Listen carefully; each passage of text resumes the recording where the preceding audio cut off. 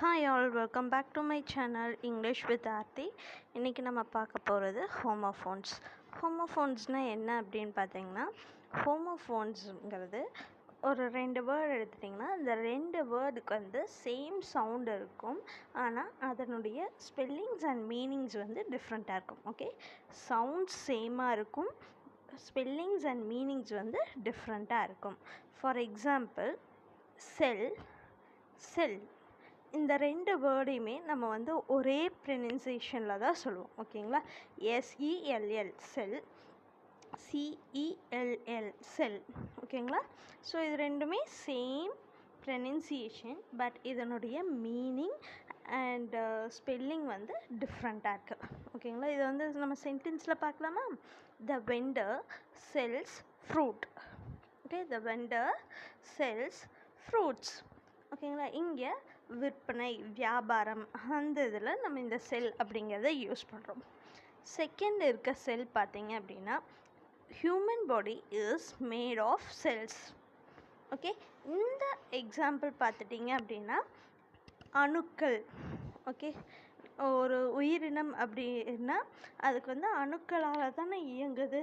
So அந்த அணுக்கள் அப்படிங்கிற இதுக்கு வந்து நம்ம யூஸ் பண்ணுறோம். Human body is made of cells. ஓகேங்களா, இன்னொரு எக்ஸாம்பிள் பார்க்கலாமா? See SEE SEA. ஓகேங்களா, ஸோ இந்த 2 வேர்டுக்கும் same pronunciation, but meanings different. ஓகேங்களா, ஃபர்ஸ்ட் இருக்கக்கூடிய சி பார்த்தீங்க அப்படின்னா பார்க்கறது, SEA. சி அப்படிங்கிறது கடல். Okay, I will see you home. I will see you home. நான் உன்னை வீட்டில் பார்க்குறேன் அப்படிங்கிற கான்டெக்ஸ்டில் நம்ம வந்து இங்கே சி யூஸ் பண்ணியிருக்கோம். அதுவே செகண்ட் சி பார்த்தீங்க அப்படின்னா கடல். Sunlight enhance the sea's beauty. கடலினுடைய அழகு வந்து சன்லைட்னால இன்னும் அதிகரிச்சிருக்கு அப்படிங்கிறதுல நம்ம வந்து இந்த சென்டென்ஸ் சொல்லியிருக்கோம். இதில் வந்து சிங்கிறது அந்த மீனிங். ஓகேங்களா, கடல்.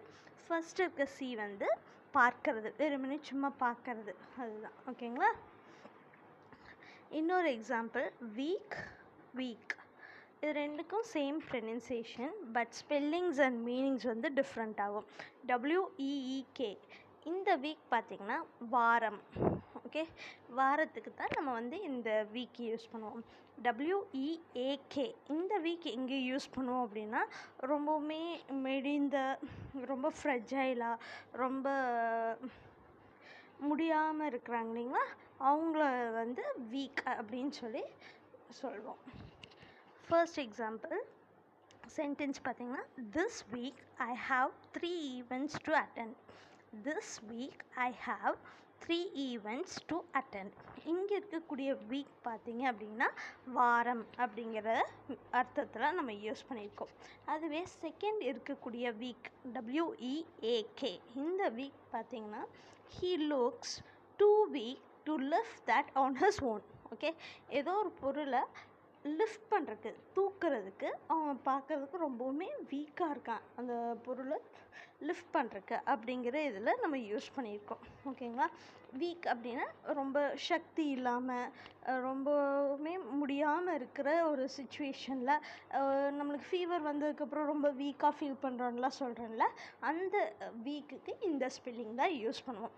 ஸோ நீங்கள் வந்து ஹோமோஃபோன்ஸ், ஹோமோனியம்ஸ், ஹோமோகிராஃப்ஸ் இந்த மாதிரி இதெல்லாம் லேர்ன் பண்ணிக்கிட்டீங்க, என்ன அப்படிங்கிறத அண்டர்ஸ்டாண்ட் பண்ணிட்டீங்க அப்படின்னா உங்களுக்கு ஈஸியாக இருக்கும். இங்கிலீஷ் படிக்கும்போது இந்த மாதிரி காமன் வேர்ட்ஸ் இருக்கும், ஸ்பெல்லிங்ஸ் டிஃபர் ஆகும், சவுண்ட்ஸ் டிஃபர் ஆகும், ஒரே மாதிரி வேர்ட்ஸ் இருக்கும், அந்த வேர்ட்ஸ்க்கான மீனிங்ஸ் வந்து டிஃபர் ஆகும். சரிங்களா, ஒரே ஸ்பெல்லிங்கில் இருக்கும், ஆனால் அந்த வேர்ட்ஸை வந்து நம்ம ப்ரொனவுன்ஸ் பண்ணுறது டிஃப்ரெண்ட் ஸ்பெல்லிங் ப்ரொனன்சியேஷன்ஸில் அதை வந்து ப்ரொனவுன்ஸ் பண்ணுவோம். அது வந்து ஹோமோகிராஃப்ஸ். அதை பற்றின அடுத்த வீடியோவில் நான் போடுறேன். Stay tuned and subscribe to my channel for more informations like this. Thank you.